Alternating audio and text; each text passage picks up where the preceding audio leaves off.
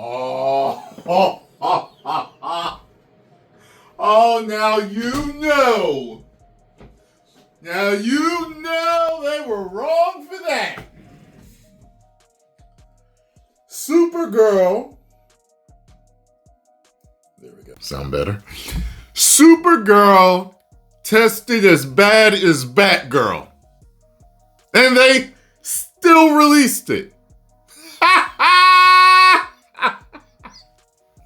Yo, that is a dumb move. I can't believe they did that.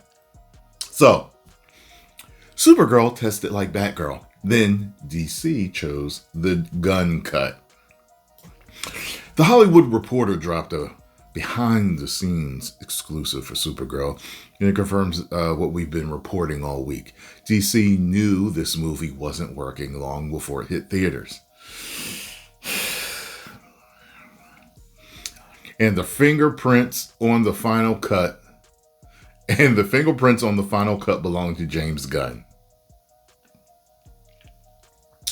Everyone said it felt like Guardians of the Galaxy, right? Mashed up with, like Mad Max, okay?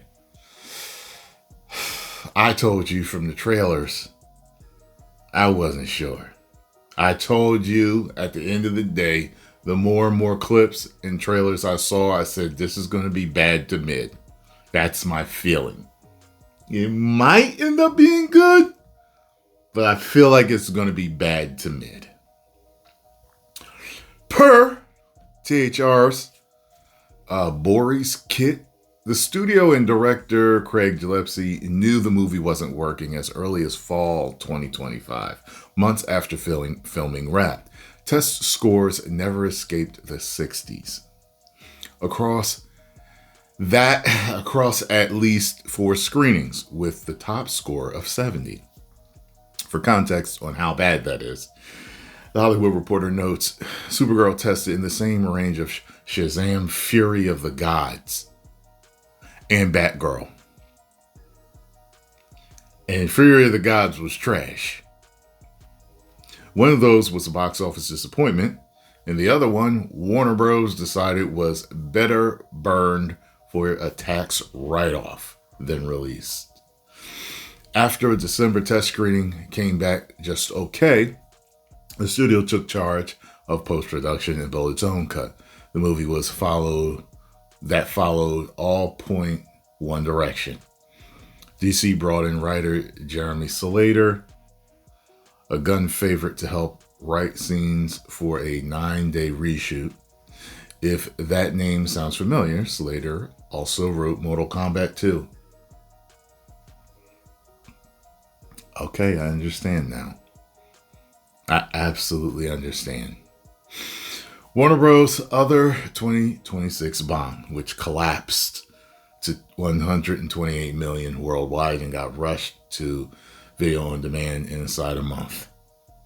The writer brought in to help save Supergirl had his own WB tentpole play out the exact same way this summer, with the fans deciding to stay home. Wow.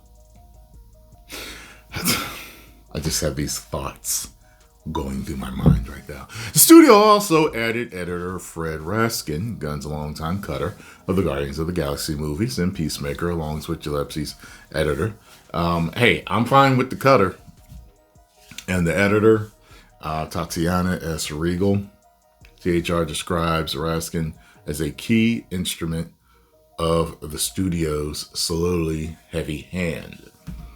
I've never had a problem with his Guardians of the Galaxy directing or the cutting of it or any editing, really.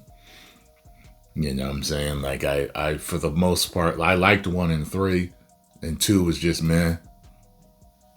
And the big needle drop in the February cut, a cover of Cyndi Lauper's Girls Just Want to Have Fun in the climactic set piece was Gunn's song choice before it was swapped for Jimmy Eat World cover. I know people keep talking about that. I don't even remember it.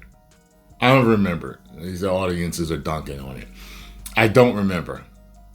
And if they had thrown in Girls just want to have fun.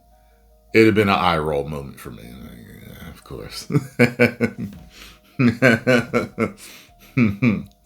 I think what would have been worse? I'm just a girl. Sources for THR describe creative differences between Gunn and Gillespie throughout, with one insider telling the Hollywood Reporter that they were not creatively aligned, is the polite way of putting it.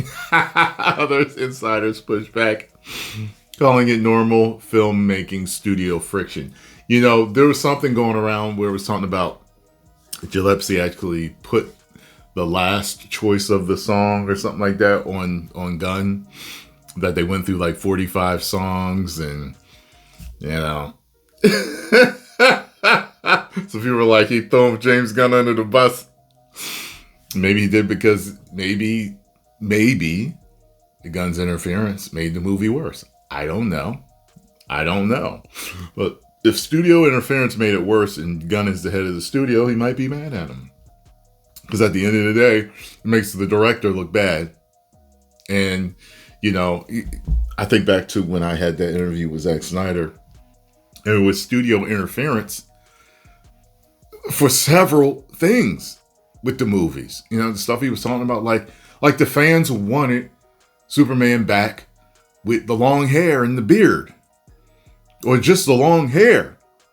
They didn't think it was a good idea. Oh, and they didn't want him to do the black suit. They didn't think it was a good idea. You see how studio interference can F something up?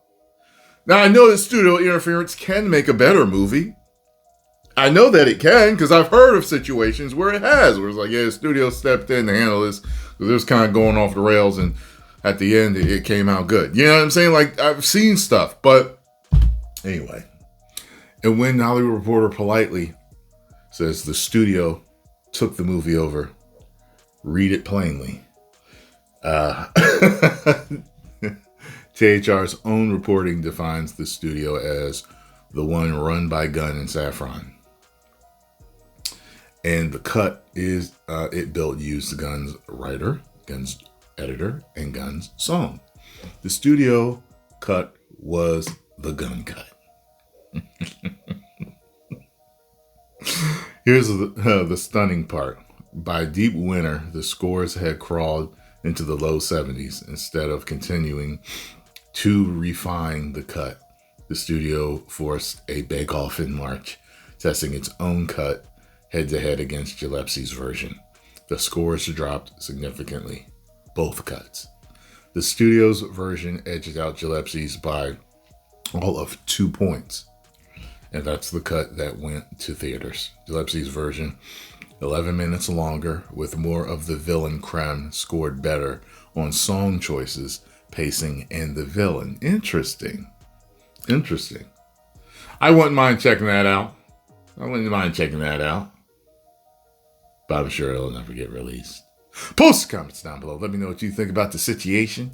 If you enjoyed my thoughts on this, make sure you hit the like button, subscribe, and share.